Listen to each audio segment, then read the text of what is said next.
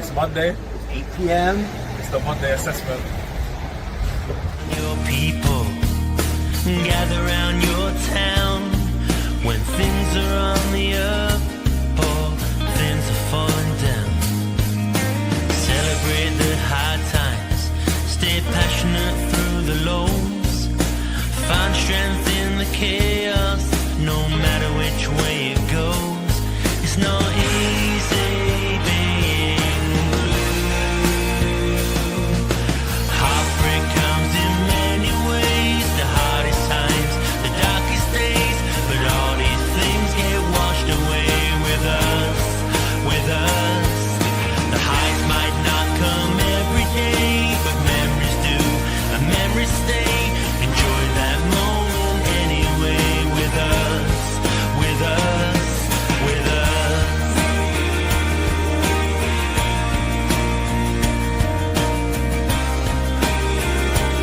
It's not easy being blue.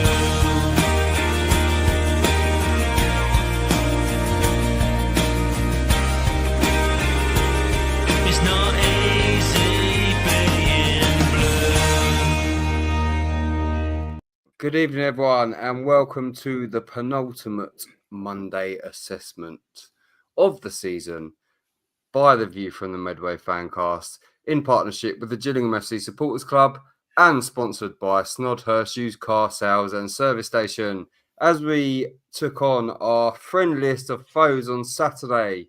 So this evening I am joined by Warren, last but one walks. I am joined by Rob Taylor, Gills legend and president of the Gillingham FC Supporters Club. And I am joined by Stephen Bennett. How are we, gentlemen? Good, thank you. Good, thank you. Good. So we will just quickly move straight on to the Views news this week. And I will hand over to Warren. Yeah, good evening. Welcome, Bob. I would like to say you're my biggest hero that I've ever had at the football club, but unfortunately you came second.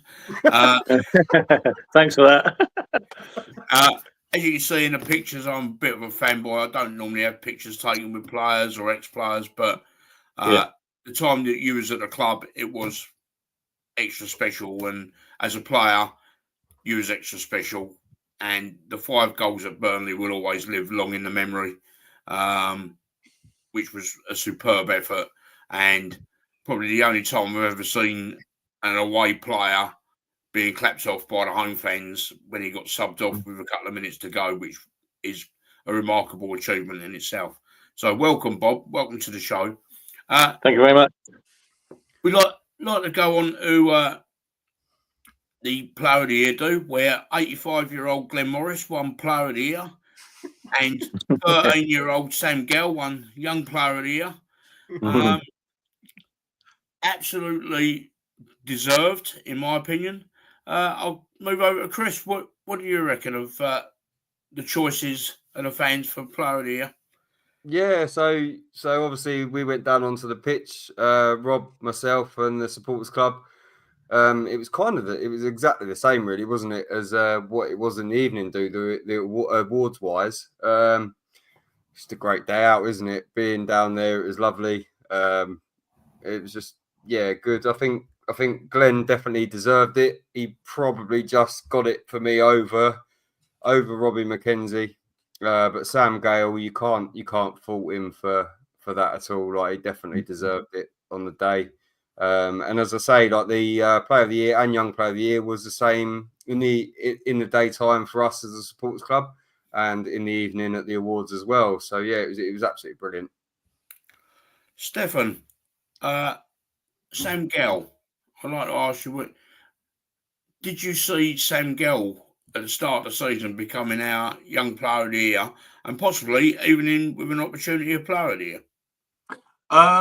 Straight away, nobody. It didn't take long to see that, he's got the potential to become a big player for us and got a great future ahead of him. He settled in quite well. Yeah, he, has shown that he's still young and maybe a little naive, made a couple of errors in a couple of games. But, for a young player that's making his debut season, that's been brought in, you can't fault the lad. And, the plaudits he's got this season have been very, very well deserved. Cheers. Bob, I'll go on to you, and I've got a different question for you because obviously I understand that you don't go to every Gillingham home game, and you've got other things that you do. When you was a player, what award was special to you? Either one that the fans voted for, or one from your fellow professionals?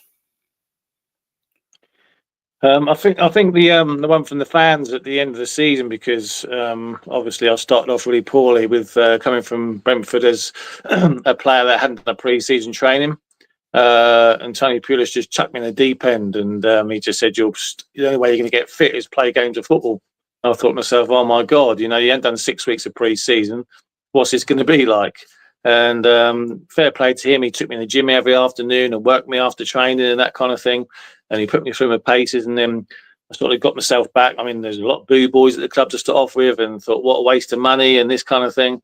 But the only way I could repay the club for paying such a fee for me is to get myself fit and prove to everybody what I could do. And then to actually get Player of the Year that season after that, the bad start that I had was amazing. So I should think that would be the one for me. Yeah, I mean, having never been a player, I'm torn between whether I'd want the supporters or whether I'd want fellow pros to vote for me. And obviously, Glenn got both the fans and his fellow pros, which is quite a testament to him as a person and him as a player. Yeah. So, Bob, what sticks in your mind about your Player of the Year award that you got at Gillingham? It's just, I think, because the way things it started at the club for me, it started off on a bad note, and I had to try and prove myself to people, prove to everybody. People were saying you don't have to prove nothing to anybody. You're good enough. You're good enough. Just got to go out there and play a normal game and get yourself fit, and you'll show people what you can do. And I think the players already knew what I could do because I was with half of them at Brentford anyway, so they knew what kind of player I was. So at the end of the day, that was just getting at the end of the season and performing, and the team winning games of football, getting to Wembley, was the highlight of that season for me, was getting to Wembley. I know it didn't turn out right for us, but no one gave us a hope in hell of getting to Wembley at that time. No, it's just an amazing day overall for the club, and obviously the following season that the boys went up. But yeah, it's just getting through the season, enjoying it. When you're winning games of football, everybody enjoys it, and it's just fantastic to get there. Yeah, cheers, Bob. So we go on to Max Ehmer, and it was quite sad to see Max Ehmer announce, and the football club announced that Max Ehmer will be leaving at the end of the season. Now, there's not many players now that will ever make over 400 appearances for one club. Chris, what was your take on the Max Ehmer announcement? I would have liked for it to have been done sooner. At least give us fans a little bit more time rather than like a 2 or 3 day notice. To then for him to come out on the pitch, I think if we'd have been told, I mean, we're not stupid as a fan base. It's no coincidence that since Gareth Ainsworth has come in, he's not even been on the bench. I would have liked to have him to had more of a, I guess, more of a, I wouldn't say respect, but for want of a better word, more of a respect there, and give it a couple of weeks before then at the end of the season, last time going the season, parade him in front of the fans. But we don't know what's gone behind the scenes. I'm not saying that there has been, but maybe there was, and he's just been told to stay away. But yeah, no, as you say, he's made 439 appearances for the club. Not many players these days do that. Okay, it was over 2 spells, but I definitely think that we should have found out maybe a little bit earlier, and then we would have had a bit more time to do something a bit more special for him than clap the fans before kickoff. But yeah, that's my stance on it. Stefan, did you think that Max deserved to go, or would you rather him stay for next season?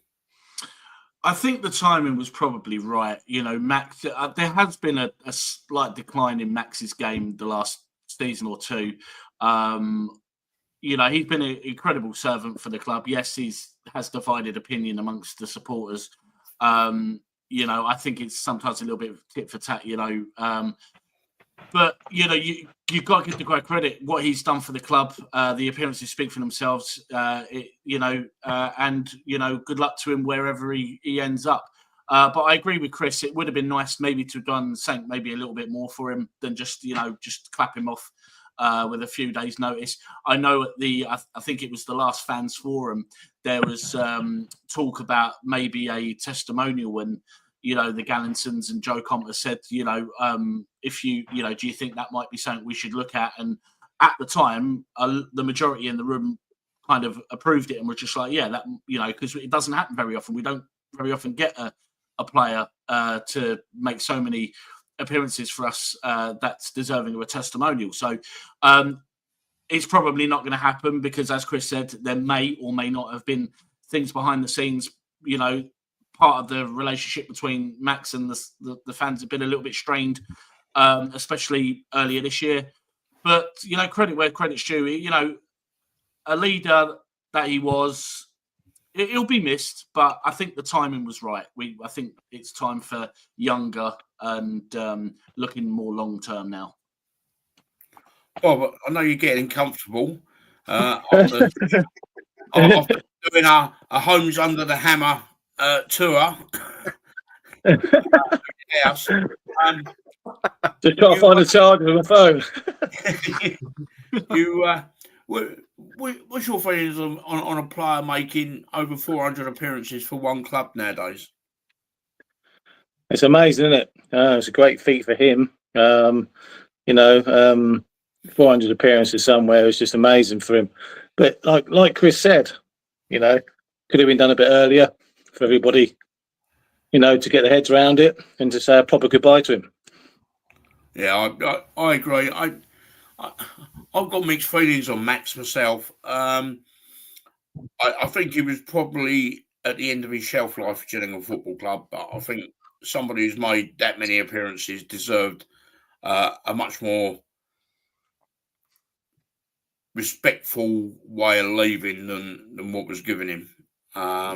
And if he was going to be going 4 or 5 weeks ago when Ainsworth came in and Ainsworth decided that he wasn't going to be kept, then maybe we should have been told the whole story then, and then maybe he could have had a last game goodbye, last game of the season. I don't know. It's one of them, and it's you're damned if you do and you're damned if you don't. So I just find it leaves a little bit of a sour taste, really. You know, I'm not the biggest Max Ehmer fan, and I've made I've not hidden that fact. But at the same time, with the appearances he's had, I just believe that it leaves a sour taste. That it's just a clap off at the end of the final home game of the season. I just feel that if he could play one more game or something as capped, yeah, I don't know. But at the end of the day, the powers that be make the decisions, and I'll back them whatever they do. So at the end of the day, he's gone. Yeah. I'd like to go on before I start under home form under Ainsworth. Now, no, Bob wouldn't have seen much under Ainsworth. So, what I would like to ask Bob is, just from your perspective as an ex-Gillingham player, what importance did you as players put on home performances and winning home games? Well, the first thing is that the supporters pay their money to watch games of football, so they want to come and watch a team that wants to win games of football. So we say to ourselves before we went out there, we say, like, these people are paid, these supporters are paid money to watch us play. So it doesn't matter if we play rubbish or have a bad game. We've got to run around and commit and be 110% through games. Because there's a lot of games when we played that we didn't have a very good game. The team didn't play very well, but we stuck at it and dug in and grinded out results. And then sometimes we played. The boys were superb as a team, but some games we were poor. But it's how you dig into the team, how you encourage each other. At the end of the day, you're playing in front of supporters. They pay their money, home and away. You've got to go out and perform in front of them, so they can go away happy. Yeah, Bob, you wouldn't have seen many games this season, but I think there's certainly been a case where that hasn't been the case in some games this year with the current crop of players. I don't know. It's definitely not happened under Ainsworth. There's been a big improvement in effort and play. What's your opinions on professionals that possibly don't give 100% and are not fully committed? At the end of the day, you try and keep your opinions to yourself, and you let the manager decide on that side of it. I mean, at the end of the day, you do tell players and that in the dressing room and say, "Look, come on, you've got to give more. You know, the team needs you." And there's an encouragement there. But at the end of the day, the manager will see that. They're more experienced. I mean, Gareth will see players that aren't, putting it in. Players who just want to, pick their money up every week. The managers pick up on everything like that. Gareth's been there and done it. He's played the game, so he knows what he can see. I mean, it's like Saturday, for instance. I thought Swindon passed the ball very well first half, but didn't create much. And then you can see Gareth changed a little bit second half and brought on Joe up front. And they sat back a little bit more because they had a bit more pace, a bit more guile. And they pinned them back a little bit in the second half. It's just little things that managers can see in players. They're with them every day. They'll know and understand every single player that's out there training and whether they're capable enough of putting a performance on a Saturday. Lovely. Cheers, Bob. Stefan, I'll go to you next. What is the biggest difference under Ainsworth compared to our previous two incumbents this year, this season? What do you think that's been the biggest difference in our home form? Definitely the efforts there. You can definitely tell the players when they go on the pitch, for the most part. You can see they're trying. They don't just seem to sort of, down tools like we've seen through majority of the season, where if we've gone a goal behind or we've not quite created anything, the players have kind of just, almost strolled around the pitch and not really done much, which, as we said before many times, it's always horrible to lose games, but at least you can go away with your head held high, knowing that at least the players gave 100%. That's all you ask for is the effort every game. You're not going to win every game, but you've got to give 100% no matter what. And under Ainsworth, that factor's been brought in. Yeah, the quality's still not there. We still got the same problems where we're not creating enough chances. But there are improvements there. And I think, next season, like I said, once Ainsworth has a chance to bring in the players that he wants to bring in, keep the ones that he wants to keep, I am feeling more positive going into next season than what I was before he was appointed. Chris, I'll let you have a say. It's your shot. Really? Oh, yeah, that's all right, mate. I don't mind. We can move on. In the background. So, I know that you've spoken to Gareth, and you've spoken to Brad and Shannon and Joe and all the rest of them. What do you think's been the biggest improvement under Gareth compared to John Coleman? I would start by saying he's trying to instill a structure. There's kind of a culture being built. Okay, it's early days, but he's kind of building a culture there where, as a Gills fan, that's what we wanted. And there's been various things, and on the ME7 podcast when Brad and Joe did that, it's talk about culture. And I think that Gareth is very good at doing that kind of thing. There seems to be quite a buzz around the ground, around the place at the moment. Everyone seems to be seems to know what they're doing when they're doing it, and I think that kind of just like plays into the whole thing with the culture and the identity and everything else. And I spoke to Gareth on Saturday night. We spoke about a few things, and he just seems like a really nice bloke, like real positive as well. I said that John Coleman was a nice bloke as well because unless you're an arsehole to me, you're a nice person. But it was just the way that he said things rather than what he said. And you can see it in his interviews as well. Like, I said that I'd run through brick walls with Bonner, and it turned out to be wrong because I wouldn't now, but it was just the way that Gareth says things, and I think that he's a very good manager to lead us going forward, especially when you're building a culture within a club. Because look what he did at Wickham. These lowly Wickham, and he got them into the Championship. I'm not saying we're a lowly club, and we're no disrespect to us at all, but it's definitely the right kind of appointment. And as Brad said on Saturday night, it should have been the third appointment rather than the fifth.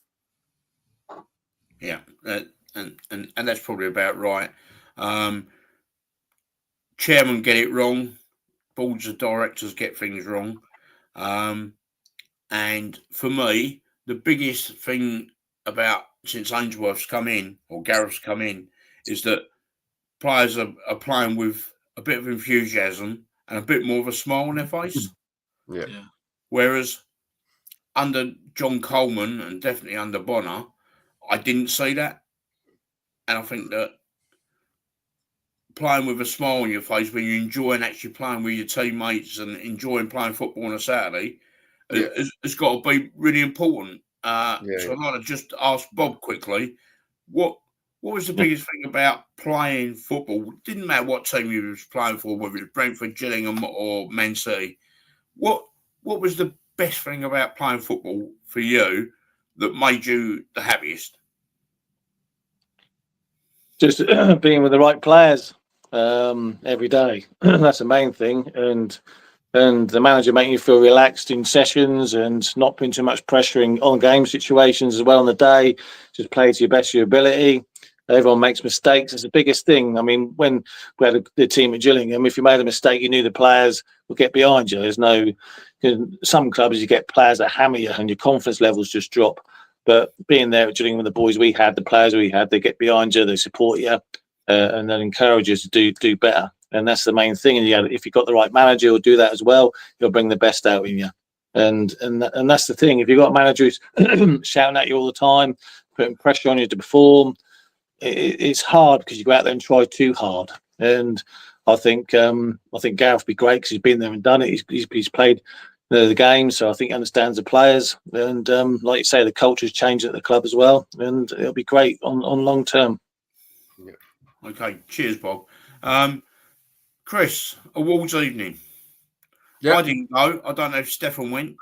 No, I think Bob, I was the only one there on here at the moment. But... No, did you go, Bob?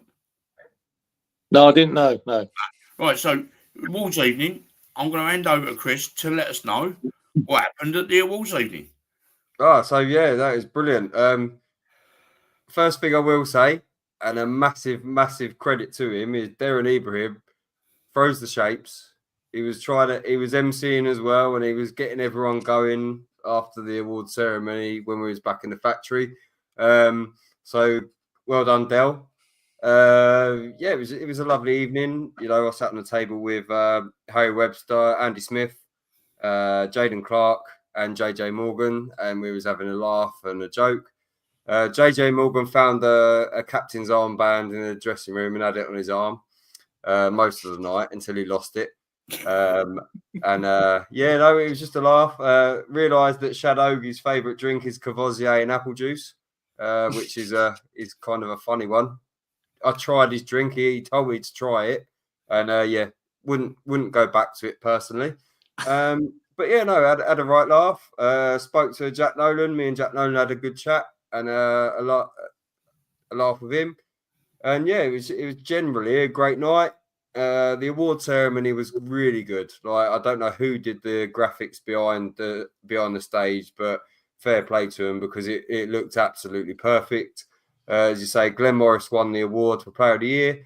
Harry Webster won Academy Player of the Year, and then Sam Gale again won Young Player of the Year.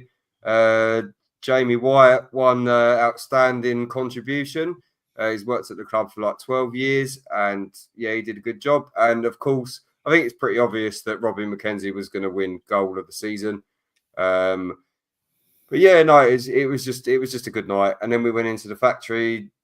Most of them disappeared after about an hour. But me, Darren, Shannon, Brad, John, Jamie, Sarah, The lot of them, we literally just was in the factory and having a laugh, and Darren was Mr. Motivator, just jumping around everywhere. Like, I'm not being funny, but if he was my boss, I'd definitely want to work for him. So yeah, them goalkeepers are definitely lucky to have him. Yeah, cheers, Chris. Well, that's enough from me, Chris. I'll hand it back over to you, mate. Yeah, so we do usually do our thing, don't we, about the opposition team? But to be quite honest, I don't really care about Swindon. So we will do a little bit of a minute and a half tribute to Mr. Max Ehmer.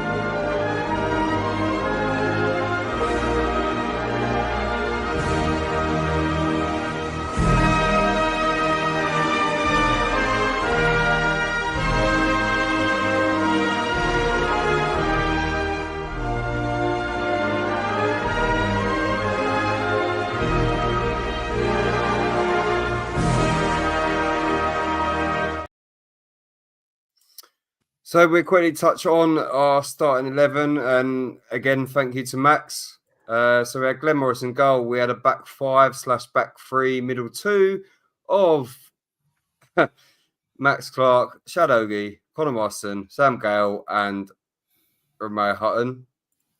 We then had a midfield 2 of Johnny Williams and Robbie McKenzie. This is the way it looked to me, with Aaron Rowe and Daki on there, and then Nevitt up front. I think Daki was a little bit more central and played in a freer role, with Hutton up front. So, boys, we will start with you, and I'll go with you, Stefan, and your thoughts on the lineup on Saturday. Yeah, I mean, the first half was pretty much a write-off for both teams. Like, neither team, grabbed the game by the scruff of the neck. It was a non-eventful first half, really. I agree with you. It did look like Bradley Dack played more centrally in that game. Aaron Rowe frustrated me a little bit because it looked like he was trying to do a little bit too much with his fantasy footwork and was getting dispossessed quite a bit. But he grew into the game a little bit more in the second half, but until he was taken off. The lineup was interesting because I expected maybe a different shape. I thought maybe we would have an extra man near up top, maybe someone, maybe Dak just behind Nevitt, and maybe start with Jaden Clark or someone with a little bit of pace out wide to match Rowe. But all in all, as I said, first half was non-eventful. Yeah, Warren, I'll go with you, mate, and your thoughts on the lineup before we get into the game. Yeah, it was pretty much with Amani Little out and Hawkins out. It was pretty much what I expected, really. Maybe the shape was, first half especially, was a little bit lopsided. We didn't really get into the game. Well, we started off like a train for the first 8 minutes. I thought we was going to absolutely steamroll Swindon, and then we dropped off and we couldn't get the ball. And where we couldn't get the ball, there was nothing created. A couple of old habits got back into the game where people were just hanging a foot in there instead of going through with tackles, which, judging by the referee at the end of the game, was probably a good thing. I just thought that it was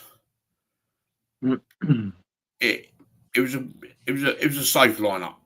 Yeah, Yep. So I just want to let you know that obviously Rob may have to leave us shortly because he's only got a couple of percent on his phone. He's yeah. So hopefully we can get Rob's overview of the game before he does go. So Rob, yeah, what were your thoughts on it? Yeah, well, I've got 3% still. It's still hanging in there. Oh, there you go. Yeah, just thought, like you say, nothing first half really. Swindon had a bit of the ball after the first 10 minutes, and they got to the edge of the box and didn't create nothing. It was a bit of a dull first half, to be honest with you. Second half livened up when Gareth changed a little bit. I mean, it's crying out for two up top Saturday for definite. The striker up front was on his own. There's no support, and the ball's going forward. You know, we used to play a 3-5-2 or 5-3-2. When you're playing that system, you must get two up top because otherwise you'll get crucified. And I just feel that the second half was a bit better when Kabodi come on and scored the goal. Great strength, and then just got it under the keeper to get the equaliser was a good goal. Yeah, no, it definitely was, and you know, the first half it was a non-event really. I think in the main both sides. I do want to quickly, touch on, if we can, before Rob goes, touch on the sending offs. Obviously, the goal was a great goal. I thought it was a little bit yard too short from Aaron Rowe to begin with, but it's testament to Joe Bode. He's kind of made that yard up and then held the defender back to then get it through. I think that was absolutely fantastic. With regard to Joe Bode sending off, I think Johnny Williams one, it was a bit silly because the first one wasn't a yellow card for Johnny Williams. He was trying to, tell the referee or whatever. And I can't even remember what he actually got yellow carded for in the first place. Johnny Williams' second yellow card was purely because of he was stopping an attack, and it was definitely a yellow card. But the Joe Bode second yellow, for me, and Stefan, you were sat behind me, mate, weren't you? And I wasn't looking at that. I was looking at what Joe Bode was doing. And he had two of them players were pinning him to the ground and pretty much throttling him. Yeah, totally agree. And to be fair as well, I don't think Bode's first yellow was worthy of a booking anyway. So I thought he just got a bit unlucky, but unfortunately it is what it is. And, it just sums up the officiating in the division, really. Yeah, we'll get on to that in a minute. And Warren, your thoughts on that sending up, the second yellow? Well, I mean, once you're on a yellow, I didn't think either of the first two were yellows. So for Bode or Williams, but the sending offs, if you're going to get involved in a melee, the chances are you're going to get a booking, whether you're the perpetrator or the victim. And it was being aggressive, Joe, which I don't mind. He held his own. He's a 19-year-old kid who ain't going to get bullied. So I'm happy with that. The Williams yellow card, they could have broke Swindon and possibly turned into a threatening attack. So I didn't mind that one. I think he knew he had to take one for the team there. So yeah. I just thought it just summed up the ref. Yeah, Rob, I'll go to you because this is kind of a bugbear with me. Like, Joe was being pinned down by two players, by the goalkeeper and the defender. He was being pinned down onto the floor, and you could see it. And I was pointing and I was going, ref, look at that, ref, look at that. Obviously, he couldn't hear me because I was in the gods, but like, it's just if you're being pinned down, you surely as a player you're going to fight back. Yeah, of course you have. You got to. But I just saw at the last minute. I think the linesman must have said something to the referee about it because I think he's the only one who saw what was going on. It's just a big. The fans started, getting on to the players. What's going on? So you look to your right, and then so there's two players on top of him, and I'm thinking to myself, how did he get sent off? How did he get sent off? And nothing happened to the other boys. I just didn't get that at all. Just didn't get it. And the two yellow cards for Johnny Williams with the first one, I think the first one he was arguing about a foul. I think it was, and I think that's why he got yellow for consistent arguing. I think. Yeah. Yeah, I think But that I one could, I was. could see the problem. Yeah, Yeah, I think the Johnny Williams one wasn't that the lead up to free Will kick, Wright. wasn't it? Oh, yeah, Yeah, that's free where kick that it was. came from. Yeah, And it was yeah, it was a lovely free kick, to be fair. But I just feel that if Glenn Morris hadn't taken that step to the right, then he probably would have yeah, just got fingertips to it. But then yeah. again, he probably thought it was going over the wall rather than that knuckleball. Yeah. And those Just hit knuckleballs, before him, didn't it? Yeah. yeah. Those knuckleballs are just an absolute nightmare as a keeper to try and save because they just swerve everywhere. Yeah. But yeah, so not really an eventful game other than that in the last 10-15 minutes. So yeah, I've got a message from Malcolm Pearman. He used to be a referee. He said, please can you add my comment on your show on Monday? As I've told you, I'm an ex-referee, assistant referee. It's there really. It's a long message. Sorry, Malcolm. But yeah, the general gist of it is like, you know, what are our thoughts on refereeing at this level? Because something has to change because, you know, they can't keep being the center of attention every single game, every single week. So yeah, Rob, I'll go with you, mate. And Yeah. what are your thoughts at refereeing these days? Because it seems to be a substandard level. I mean, we were talking about the other week, funny enough, with some friends of mine and saying about VAR should be at every single level down to League Two because there's a lot of money at stake for the lower league clubs, you know, to get promotions or it could help you get into playoffs, these decisions.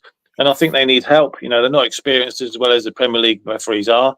And I just think it should be like goal line technology should be throughout the whole. It's a professional standard of football. So why can't it be all the way through the whole level, all the way down to League Two as well? I just don't get that.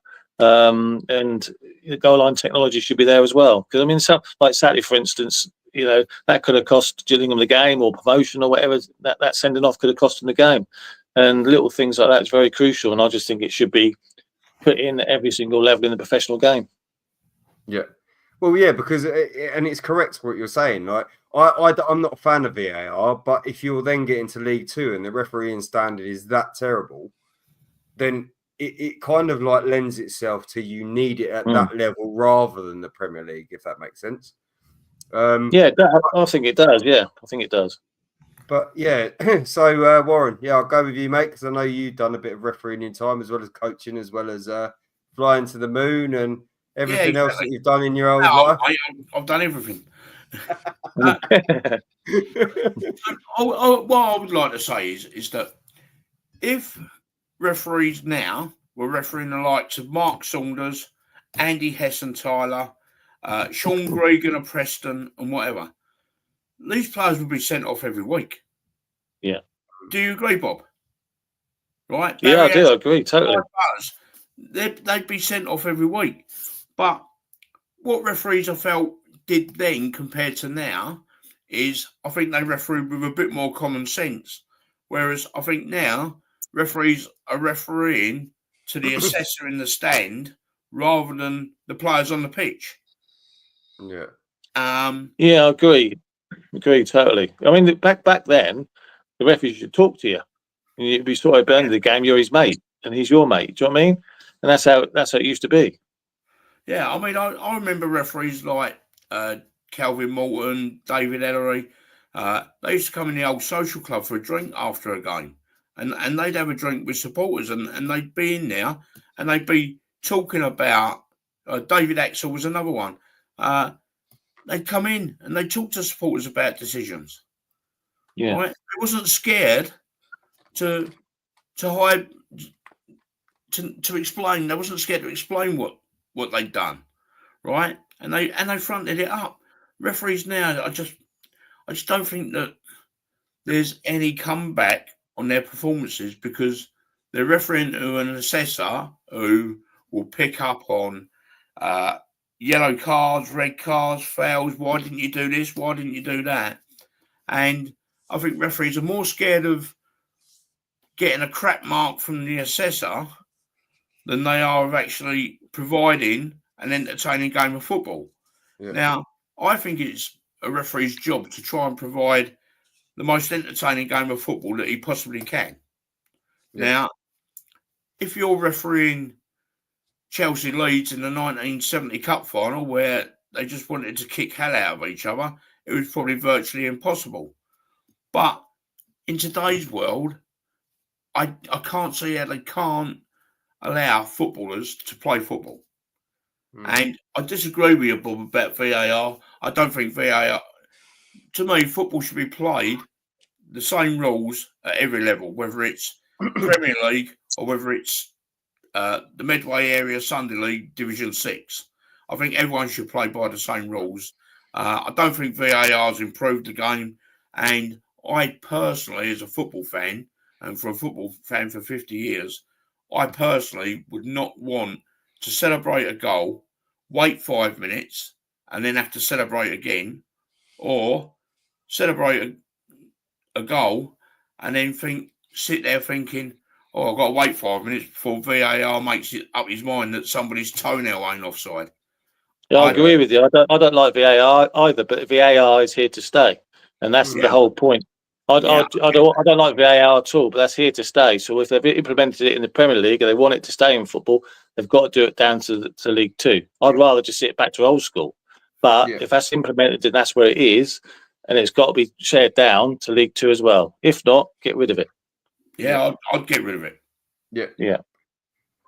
No, I don't particularly like it, but it is here. I think it would be more useful at this level because the referee seems to not know their arse from their elbow rather than it being used in the Premier League. But it is here to stay, and it should be. If you're in a professional league, it should be, Stefan, don't you think?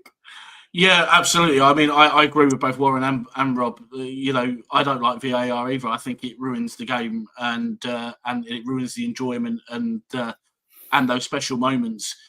But as Rob said, rightly so, if it's staying, then it's got to be fair. It's got to filter down. And to be fair, let's face it, officiating all the way from the Premier League all the way down throughout the Football League is atrocious at best. It's so inconsistent. Even with VAR in the Premier League, it's still inconsistent and controversial.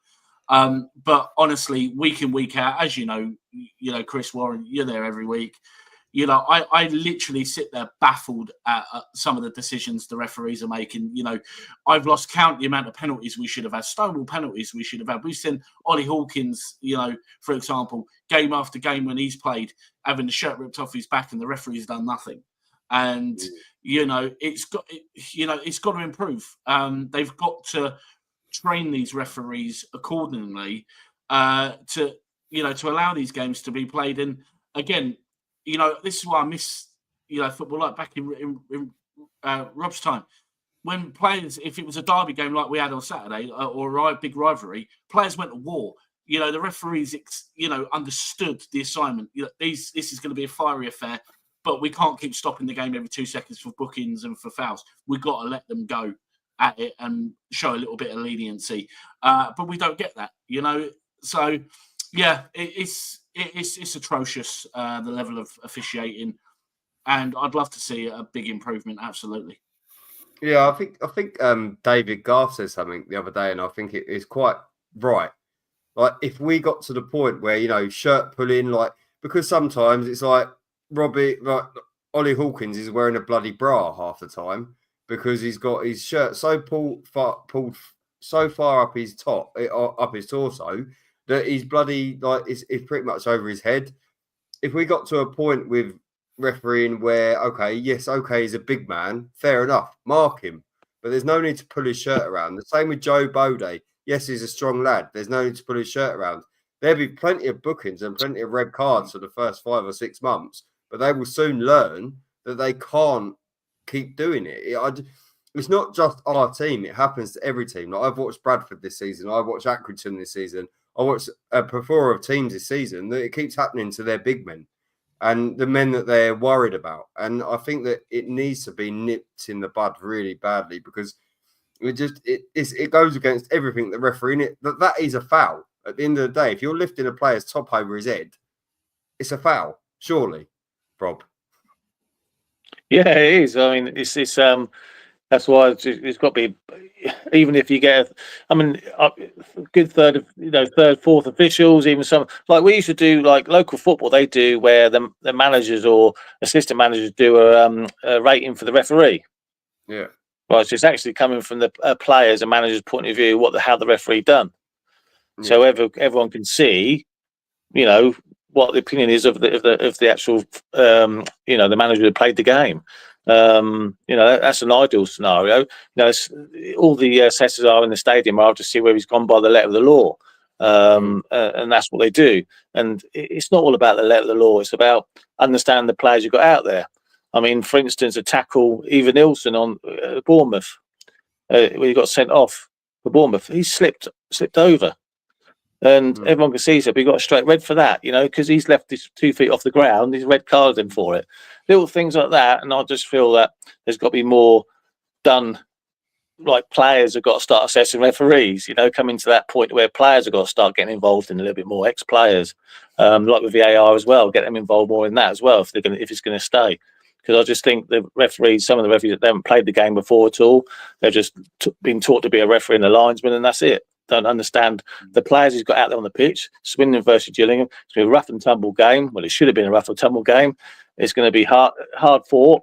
Got to be a little bit of leniency somewhere along the line, and let them go out there and make it a spectacle the fans will enjoy as well. But they just ruin the whole game.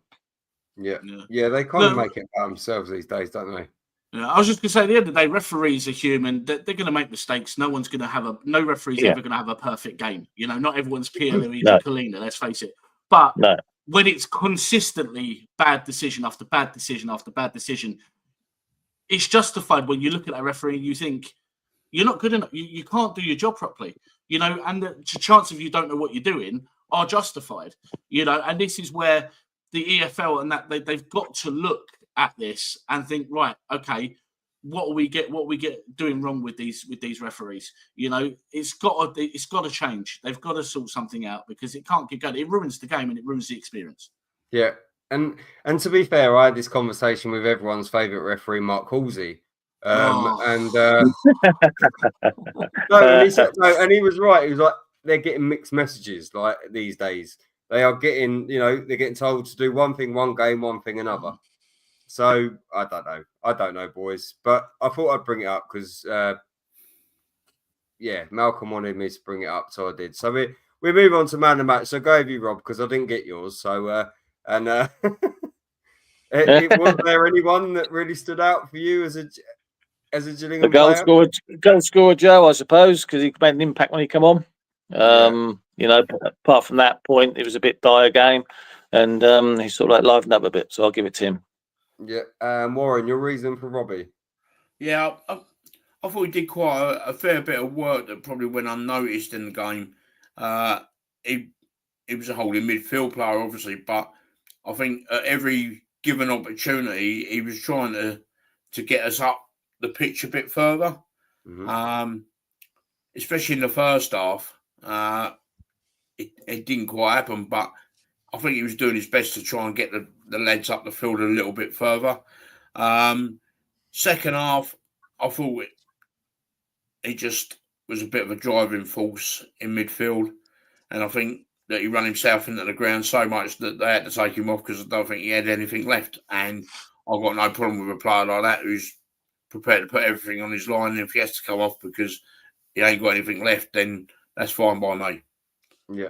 Yeah, and Stefan, why have I got a Sam Gale? I was just wondering why you put Sam Gale when I said to you, Joe. It's right. It's the end of the season, soon, man. I keep making these little mistakes all the time. So anyway, Stefan, what was your reason for Joe Baudet and not Sam Gale? I do apologise. I thought, when he came on, he made a difference. His goal, I thought, was not only taken very well, but one or two scenarios I could see happening. The first one was he could have gone down when his shirt was being tugged. And as we've just touched on the standards of the referee, and I wouldn't be surprised if the referee either, just ignored it and Swindon had regained possession and dealt with it. But it was testament to his strength. I think he's becoming a really, really difficult player to shrug off now. He's showing his strength now as well, and it was a great finish. And to be fair, I know you was there, Chris, in the factory after hospitality at the end of the game when Joe was in there being presented with player of the match. Do you know what? I loved what he said when he was asked if he's going on holiday pre-season, and he said no. He said, I'm staying. No, he said, I'm not having any holidays. I'm staying to spend the summer working hard, training to improve my game for next season so I can be faster, stronger, and better for next season. And I thought, wow, well done, young man, because a young lad like that, just had his full debut season. He's probably most youngsters his age are thinking, I can't wait to go on my holidays and, and just celebrate, have a nice summer. And he wants to work hard. It goes to show what the club means to him and, the sort of player he wants to grow into for us supporters. So, all round, I just, got a lot of respect for the way he's presented himself. And I just thought he was the difference on Saturday. Yeah, no, 100%, mate. He definitely was. And, he was he's so strong. Right. I spoke to Andy Smith in the evening, and he's like, I've played against Joe, and he's seriously strong. Like, literally, like, it's so hard to get close to him because he just holds you off, like, with one arm kind of thing. I wouldn't say I've been critical of Joe. I think I've been quite fair with Joe. I just don't think that he's a striker. But since Ainsworth's come in, I think maybe he's starting to have little signs that he is actually a striker rather than a winger, because he is starting to learn where the goal is. He's starting to learn how to hold people off the way that he should do as a striker. I just think that he's been good the last couple of games. I did say to him when he was getting his award in the factory, I said to him, I was like, we need to start a WWE channel, mate, after the wrestling that you guys had. So a look ahead, we will quickly go, and I've changed it up this week. Instead of the WWLL or DD, I've changed it to green, red, amber kind of setting. So Vale have won 2, lost 1, drawn 1, won 1, and we've drawn 1, drawn 1, drawn. So before your battery runs out, Rob, because we're still hanging on 2% still. We're still hanging on 2%. Yeah, we are. We might make the end of It's still saying 2%. Yeah, that'd be amazing if it did. So last game of the season, nothing to play for either side. There are a vast majority of us going on Saturday that will be wearing Hawaiian shirts, just to last game of the season, have a bit of fun. So Vale could potentially win the league on Saturday if results go their way and they beat us. So what do you think we as Gills fans should expect from that game? I see Gillingham getting a draw there and ruin the party for Port Vale. Okay. There you go. And Stefan? Yeah, I mean, looking at the sequence, draw, win, draw, win, draw. I think it should be a win, but yeah, I'm going to agree with Rob. I think it'll be a draw. I think we could have upset them and got a win if it weren't for the injuries and now the suspensions. I think we're going to be a bit light on the field now.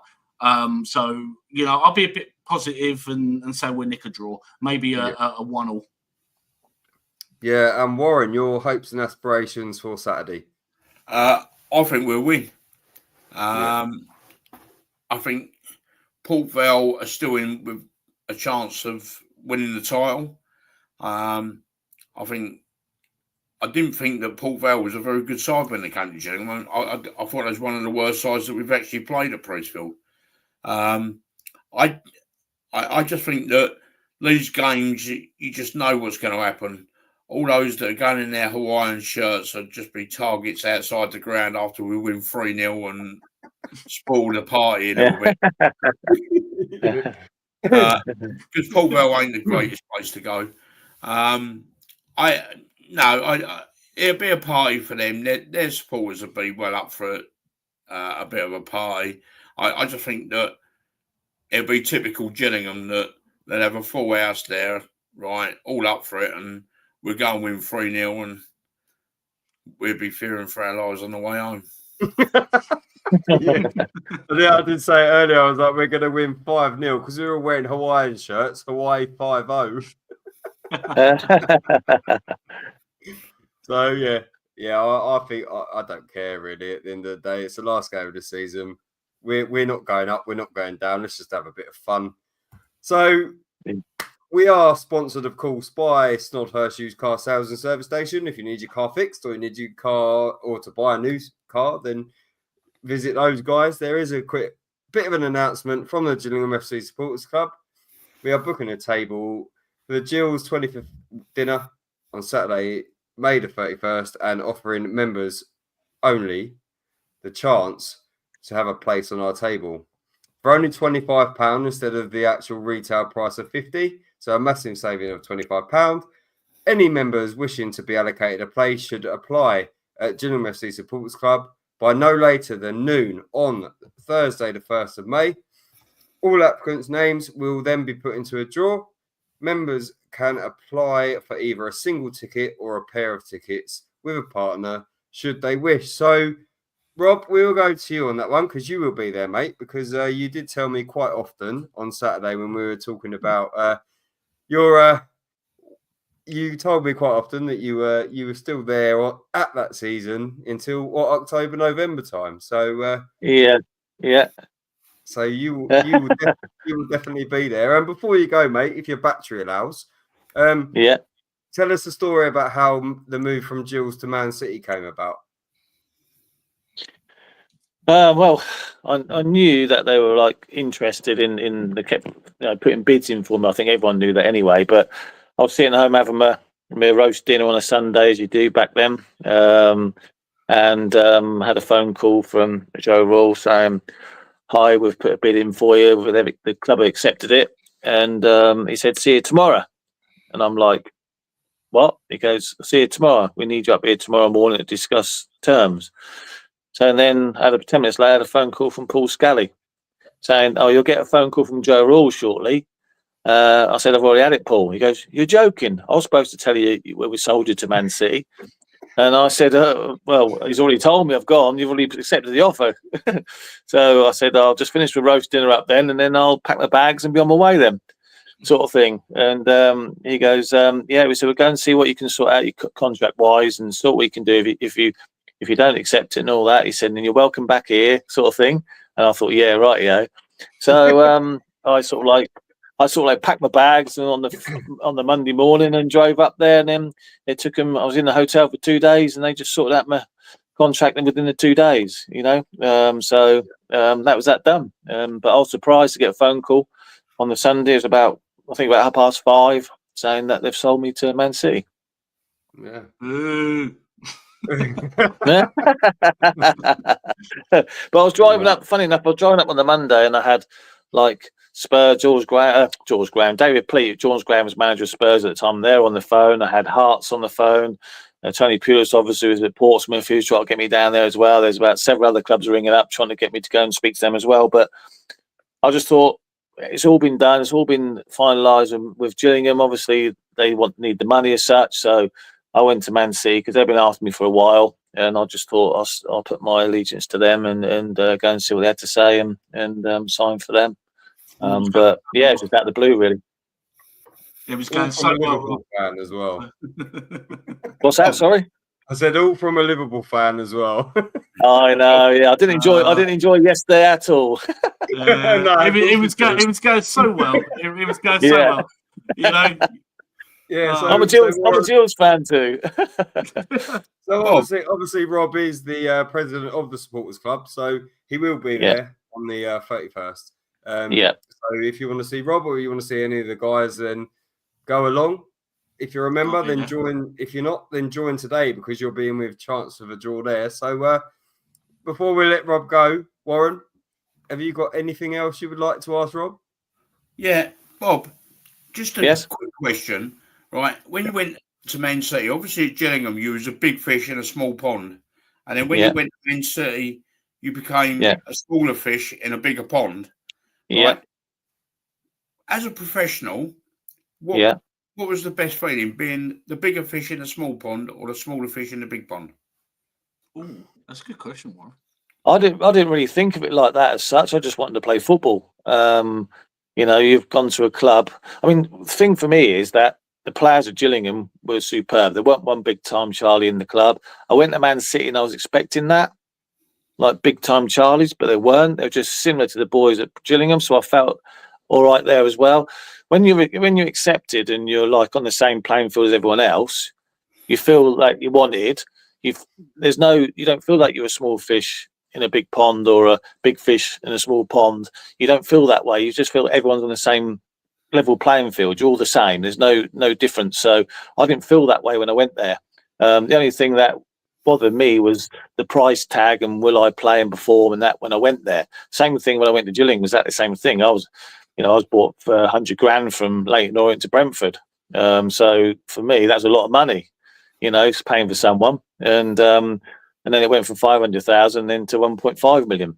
So the step for me went up, and the pressure got to me, as in like when you go in there and you're playing in front of 34,000 every week at home, sort of thing, every other week at home, and you're going away and playing in front of the same people away from home. It's a daunting task. But to do with the club going to small fish, big pond, that kind of thing, I just think I was on the same level playing for everyone else. I didn't think I was better than anyone else, or vice versa with them. So just come easy. It didn't feel that way at all. Yeah, cheers, Bob. Thanks for Yeah, that's all right. No worries. So on the thank you, Bob, for this evening. Yeah. Obviously we're always sit on Rob, the fence. and you know what? Saturday was brilliant, mate. It was really good to speak to you and Yeah, it Mason. It was a really good day, mate. And That was great. Just thanks for the invite down. It was superb. He loved it. He had a big smile on his face and everything when he went home in the car. Mate, so we were it was a good day, and he's a real good lad, and you should be proud of him, mate. I am proud of him. Yeah. But yeah, anyway, cheers, Rob, and we'll speak soon, mate. Thank you so much for coming on. Thanks, guys, for having me. I'll speak to you later. Cheers, mate. Yeah, cheers, Thanks. Bob. Bye. Well, boys, so we are pretty much at the end of the show now, and I know that Warren wants to speak about his weekly roll-up and bowls. Yeah, guys, anyone who wants to do something during the summer, we're having our first roll-up down at Ballsall Bowls Club, which is in Brambletree, Walden Road, which is just, if you follow the road down underneath the motorway bridge towards Walden, it's just on the right-hand side by the cricket pitch. Everyone's welcome, male, female, anybody. Come down, have a game, see if you like it, see if you enjoy it. I could guarantee that most of you will be. You'll either love it on your first forwards or you'll hate it. But the club bar will be open, so you can get yourself a beer. It's going to be a nice hot summer's evening, right, in April, so make the most of it because I don't think it's going to last. But come down, give it a go. It's a lovely little club, nice people, and I'm sure you'll be welcomed. And I'll be there about 5:30 to welcome anyone who wants to play. So make sure that you're there before 5:30. Anyway, I've got a quick note here from our good friend, Mr. Mike Gammon. The improvement is Gareth wouldn't use frozen pitch as an excuse, Warren? So, yeah. Yeah, but Mike, has Gareth Ainsworth played on a frozen pitch yet? Probably. Yeah. His first loss, you can guarantee he'll blame it on a bumpy pitch or... I don't think so. Mate. I think it's a little bit more worldly than to do that. He'd probably blame it on the fact that the guitar string broke on his guitar. There we go. So, no, I watched, to be fair, I watched his thing with the EFL filtered last night in full. And do you know what? He's such a decent bloke. He's a likeable guy, isn't he? He really is. I got that from all the punditry he's done. He's so down to earth, and he's so like when I was speaking to him about tactics on Saturday, and I said to him, I was like, in the first half, obviously there was a disconnect between Nev, and I don't think that Daki was doing his job properly, and blah blah blah. He went, yeah. He went, that's why I changed it in the second half, and I did this and I did that, and he was really open to talking about tactics with me, which was really, really, really good. So I really appreciate that from him. I'm still waiting for the club to sell evening tickets and that to his band performing up in the Great Hall. I'm still waiting for that. to happen. Well, it might happen. He's got a good voice, to be fair. I reckon. I've listened to some of the stuff on Spotify. I was a little bit curious, and to be fair, it ain't half bad. Yeah, no, it's not. It's not terrible. It's not terrible. But yeah, so we've given all the shout outs. I suppose it's down to us now. We will not be back next Monday. We will be back next Tuesday because it will be a year since me and Stuart Lewis did our first Cringe Fest and our first fan zone type thing. So it's been a year since we did our first ever show, which that's mad. And then we converted into the Monday assessment or the Sunday assessment at first, and then we decided it would be better to go for Monday. So it'll be me, Warren, Sarah, and Stuart Lewis next week, if I'm correct. Yeah, that's right, Chris. Right. Okay, that's cool. So, guys, please, if you haven't followed us on X, then do so at TVFTM or the View from the Medway Fancast. YouTube at the View from the Medway Fancast, or the Facebook group, which is quite fun as well. The View from the Medway. There'll be no talk about Scally. There will be no talk about anything else, and there will be certainly no talk about egos. So, boys, I think we have come to the end of the show this evening. I would like to thank Rob for coming on. I would like to thank Stefan. I would like to thank Warren, and well, can't thank myself really, but yeah. So wherever you are.